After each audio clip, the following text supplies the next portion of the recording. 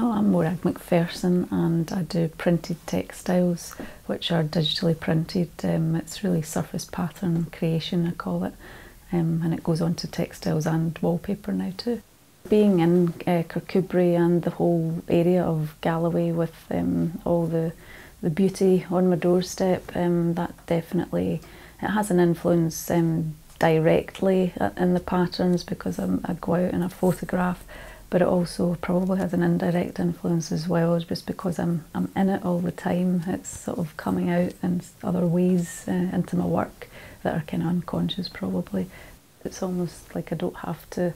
look that far anymore, and the colour palettes are slightly more, I wouldn't say they're subdued, and they probably never will be, but they're a bit more understated. The part that interests me most is the layout of it, which I suppose harks back to days as a graphic artist as well, where I was doing a lot of layout. That's the kind of part that really sort of fires the imagination, and I quite often put different things together that obviously shouldn't go, and the overall effect becomes a sort of really interesting, sort of almost chaotic, sometimes vibrant, colourful piece.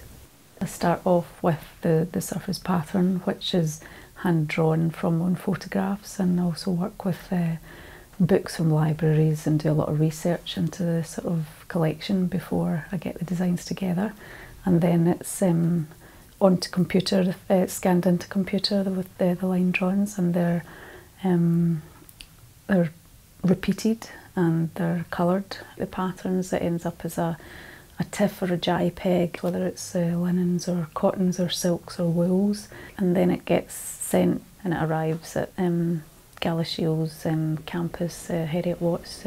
School of Textiles, and Roger, who I've got a close working relationship with there, he then takes it and prints it off,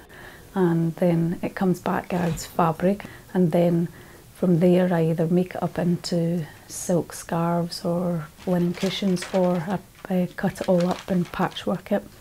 together. So there's a lot of process in that as well, the cutting and the pinning and the sewing and scrambling about on the floor, sort of trying to lay it all out together to make an interesting sort of final piece. Once I'm happy with it, then I'll start to pin it and sew it together. At the moment I'm collaborating with a person who wants to use only Italian silk,